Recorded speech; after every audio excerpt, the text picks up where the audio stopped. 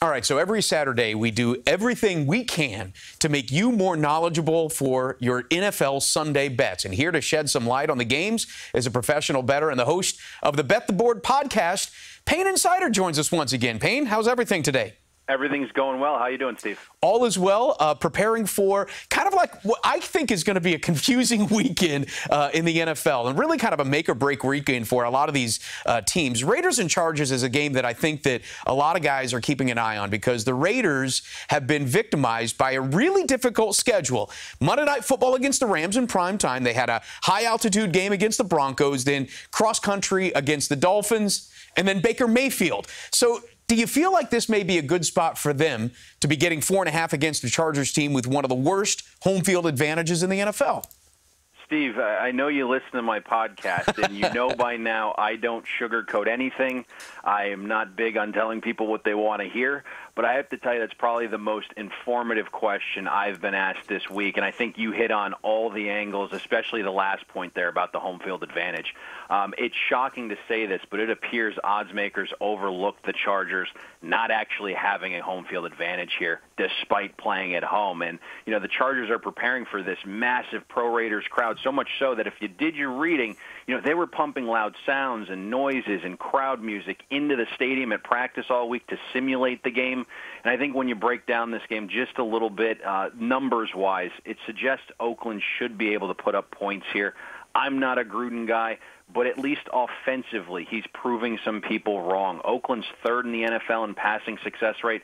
You're looking at only Drew Brees and the Saints and the boy genius McVay. They've been better. That's it. Oakland's also ninth in explosive passes, and they're going against a Chargers defense that's really struggled this season. Everyone had such high hopes, and certainly the injury bug is partly responsible for the lackluster performance, but it's just not good enough. LA is 21st in defensive efficiency, and they've played a below-average schedule of opponent offenses, and this week we've just seen pro bettors all over Oakland. They took the 7. They took the 6. It's down to as low as 4.5 now, Steve. You got to follow the pro money, that's for sure. I think the high-powered game this week is the Jags and the Chiefs. Leonard Fournette is out. Arrowhead is clearly a tough place to play. This is still about the Chiefs' #1 scoring offense against the Jags' #1 defense. What's most likely to happen at some point during the season, an offensive slump or the defense hits a speed bump? Ooh, that's a good question, and I think there's so many ways to break down games. And over my years, I've been lucky enough to associate with some of the sharpest bettors in the world. And the two things that create the most value is information that's not yet factored into the line and data suggesting something completely different than perception. And I think with this game, Jacksonville, Kansas City, both those elements came into play this week, and it's why professional bettors took Jacksonville plus 3.5 and even plus 3 Thursday afternoon. And on the information side, pro bettors were able to find out Jacksonville would have its starting center, Brandon Linder, back. They also get Andrew Norwell back, so two key cogs on that offensive line.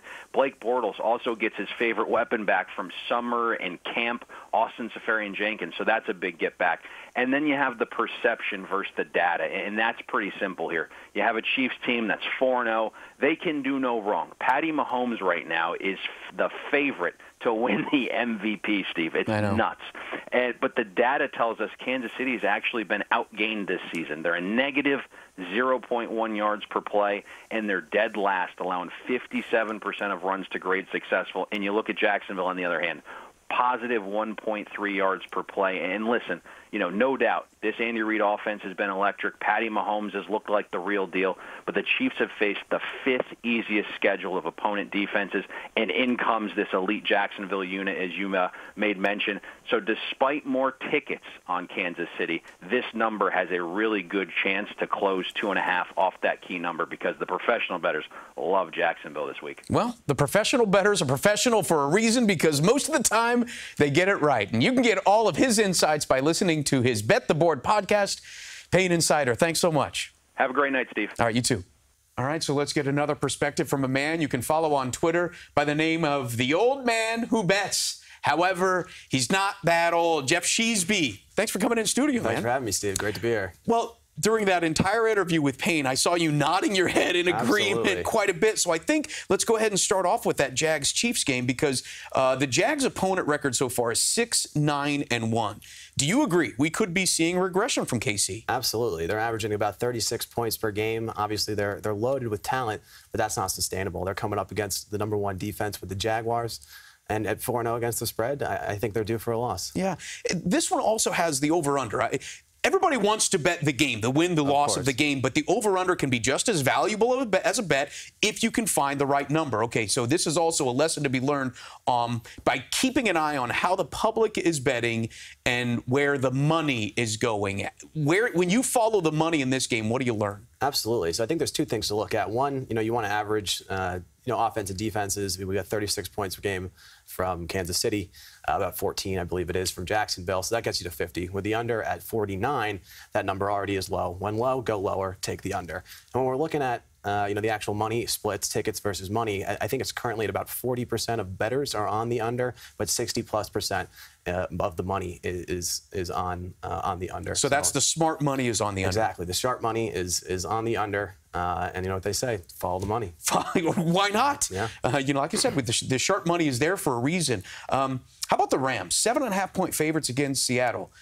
I know you want to ride the hot hand, but how do you know how long to ride that hot hand? It's a great question, and as I don't want to ride the hot hand from Kansas City, I do want to ride the hot hand in LA. Well, then what's the difference? I think the difference is they're loaded with talent. Both teams are, but they are playing at such a high rate. They're #1 in yards per game. They're #2 in points per game. Their defense is top 10. They're strong. They're fast. I love the play calling. Everything about them is good, and they're going into Seattle. Tough place to play. Of course, the greatest show on turf doesn't exactly apply because they're going to be on grass. But nonetheless, the Legion of Boom is a little bit boomless, if you will, this year. I think they're top 10 in points per game, but they've also played the JV squad of the Arizona Cardinals and the sputtering offense, which is almost as uninspiring as the Giants' offense in the Cowboys. That's what you got to keep an eye on who they've played as well.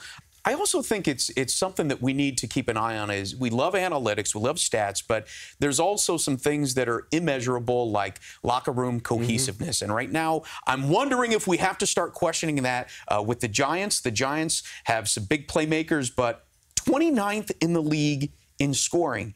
Are there some intangible issues as to why the Giants are 6.5-point road dogs in Carolina? Yeah, in Carolina, hostile environment. You've got Carolina coming off a loss back at home, a spot that I absolutely love. The Giants, I think a good metaphor is they're the guy that skips leg day. Big arms, but not enough power. Do you even lift, bro? Yeah, amen. With Barkley and Odell, they can score, you would think, at any point, but the data shows that they're not getting that done. They're not adapting to defenses. And they've looked just kind of confused, a little messy, and that intangible spark, as you mentioned, just doesn't seem to be there. I think there's a lot of people here in New York that want to believe clearly in the Giants, but it's not coming together just yet. Do you have to wait until it comes together before you get on that train? I think so. You don't want to predict the crash of the stock market. You don't want to predict when the Giants' offense finally clicks. Obviously, as a New Yorker, it would be better if the Giants were doing well and the Jets are starting to come around and, just for that vibe in the city. But so far, we haven't seen it. Well, you got to think with your head and not your heart, and that could come into play this week. You can follow him on Twitter at The Old Man Who Bets. Jeff Sheesby, thanks so much for coming in. Thanks for having me. And you're not that old. I'm not that old. All right, stick around. We'll be right back.